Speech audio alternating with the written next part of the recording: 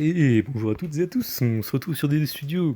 Et aujourd'hui, on se retrouve sur la The Voyager pour voir un nouveau personnage illustre. Et aujourd'hui, on va parler de Catherine de Médicis. Alors, la petite Catherine de Médicis est née le 13 avril 1519 à Florence, donc en République de France, fils unique de Lorenzo de Médicis, duc d'Urbino, et de son épouse, Madeleine de la Tour d'Auvergne, la comtesse de Boulogne. Le jeune couple s'était marié l'année précédente à Amboise dans le cadre de l'alliance entre le roi français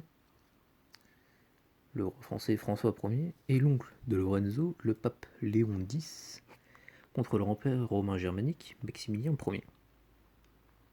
Moins d'un mois après la naissance de Catherine, ses deux parents étaient décédés. Sa mère est décédée le 28 avril d'une fièvre puerpérale, et Lorenzo, son père, est décédé le 4 mai.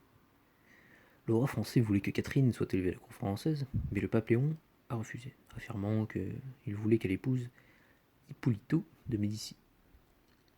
Léo a fait Catherine duchesse d'Urbino, mais a annexé la plupart du duché d'Urbino aux États papaux, permettant seulement à Florence de garder la forteresse de San Léon. Ce n'est qu'après la mort de Léon en 1521 que son successeur Adrien VI rendit le duché à son propriétaire légitime, Francesco Maria I della Rovere. Catherine a d'abord été prise en charge par sa grand-mère paternelle, Alfonsina Orsini, l'épouse de Piero de Médicis. Après la mort d'Alfonsina en 1501, Catherine a rejoint ses cousins et a été élevée par sa tante Clarisse de Médicis. La mort du pape Léon en 1521 interrompait brièvement le pouvoir des Médicis jusque le cardinal Giulio de Médicis soit élu pape Clément VII en 1523. Clément héberge Catherine au Palazzo Medici Riccardi à Florence, où elle vécut dans l'état. Les Florentins ont appelé ça Duchessina, ce qui veut dire la petite duchesse, par référence pour sa demande non reconnue au duché d'Urbino. En 1527, les Médicis sont renversés à Florence par une faction opposée au régime du représentant de Clément, le cardinal Silvio Passerini. Et Catherine est prise en otage et est placée dans une série de couvents. Le dernier, la Santissima Annunziata delle Murate, était sa maison pendant 3 ans. Marc Strage a décrit ces années comme les plus heureuses de toute sa vie. Clément n'avait pas d'autre choix que de couronner Charles, Saint-Empereur romain, en échange de son aide en prenant la vue.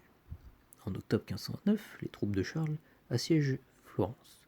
Alors que le siège se prolongeait, des rois ont appelé à ce que Catherine soit tuée exposée nue et enchaînée au mur de la ville. Certains ont même suggéré qu'elle soit remise aux troupes pour être utilisée pour leur gratification sexuelle. La ville s'est finalement rendue le 12 août 1530. Clément a convoqué Catherine et son convoi bien-aimé pour le rejoindre à Rome, où il l'a salué les bras ouverts et les larmes aux yeux. Puis, il a entrepris de lui trouver un mari. En 1536, le frère aîné de Henri, François de France, a pris froid après une partie de tennis. Et donc, il a contracté une fièvre et est mort peu de temps après, laissant Henri seul héritier. Les soupçons des poisons abondent. De Catherine à l'empereur Charles, Quint Sebastiano de Montecuccoli a avoué sous la torture avoir empoisonné le dauphin. En tant que dauphine, Catherine devait fournir un futur héritier au trône. Selon le chroniqueur de la cour Brandôme, beaucoup de gens ont conseillé au roi et au dauphin de la répudier car il fallait continuer la lignée de la France. Le divorce a été discuté. En désespoir de cause, Catherine a essayé tous les trucs connus pour tomber enceinte, comme placer de la bouse de vache et des bois de serre moulus sur sa source de vie, et boire de l'urine de mulet. Le 19 janvier 1544, elle donne enfin naissance à son fils, du nom du roi, donc François. Après être tombée enceinte une fois, Catherine n'a eu aucun mal à en faire de nouveau. Elle devait peut-être son changement de fortune au médecin Jean Fernel, qui avait remarqué de légères anomalies dans les organes sexuels du couple et leur avait conseillé comment résoudre le problème. Catherine a répondu rapidement conçu à nouveau, et le 2 avril 1545, elle a eu une fille, Élisabeth. Elle a ensuite eu Henri, 8 autres enfants, dont 6 ont survécu à la petite enfance. compris le futur Charles IX, né le 27 juin 1550, le futur Henri III, né le 19 septembre 1551, et François, duc d'Anjou, né le 18 mars 1555. L'avenir à long terme de la dynastie Valois, qui régnait sur la France depuis le XIVe siècle, semblait assuré. Cependant, la capacité de Catherine à avoir des enfants n'a pas amélioré son mariage. Vers 1538, à l'âge de 19 ans, Henri avait pris pour maîtresse Diane de Poitiers, 38 ans, qu'il adorait pour le reste de sa vie. Même ainsi, il respectait le statut de Catherine en tant que son épouse. À la mort du roi François, le 31 mars 1547, Catherine devenait reine consort de France. Et elle fut couronnée dans la basilique de Saint-Denis le 10 juin 1549. À la suite de la disparition de son fils François II en 1560, elle assuma la régence du royaume pour son deuxième fils Charles IX, âgé alors de 10 ans.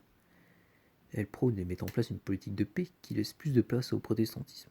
En 1561, Catherine organise des colloques pour tenter de réconcilier les catholiques et les protestants, se mettant ainsi le pape à dos. Le 17 janvier 1562, elle promulgue l'édit du janvier, qui autorise la liberté de conscience et de culte pour les protestants, à condition qu'ils restituent les lieux de culte dont ils se sont emparés.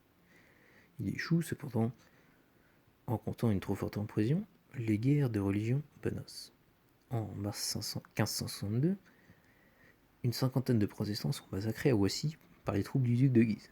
Catherine refuse d'abord de prendre position, mais François de Guise l'oblige, par la force, à se placer sous sa protection, et elle se résigne à la guerre. Elle intervient dans l'organisation logistique, se déplace au siège de Rouen et, après la mort des principaux chefs de guerre, offre la paix aux Huguenots. En août 1563, son fils atteint la majorité et elle abandonne la régence. Mais Charles IX la confirme dans ses pouvoirs. Entre 1567 et 1570, le conflit reprend puis la paix est signée à Saint-Germain-en-Laye. En 1574, Charles IX meurt d'une pleurésie et le duc d'Anjou, quatrième fils de Catherine, succède à son frère sous le nom d'Henri III. Contrairement à Charles IX, ce nouveau roi entend bien régner lui-même et Catherine doit s'effacer. Sans s'écarter pour autant du pouvoir, elle gère les affaires diplomatiques, mène les négociations et, infatigable, parcourt le royaume pour faire respecter l'autorité du roi. Dès lors, elle joue un rôle prépondérant dans les affaires politiques françaises et jouera le rôle de régente du royaume de France jusqu'en 1574. Et elle écoute également les conseils de Nostradamus sur les conseils de l'avenir de France. Le 5 janvier 89, Catherine mourut à l'âge de 69 ans, probablement d'une pleurésie. On peut également retrouver Catherine de Médicis dans la série Reign. Donc c'est un personnage principal, elle est sournoise et intelligente. Et elle est prête à tout faire pour ses enfants, même sacrifier des gens innocents. Et on retrouve également ce personnage célèbre dans des jeux vidéo comme le célèbre jeu Civilization.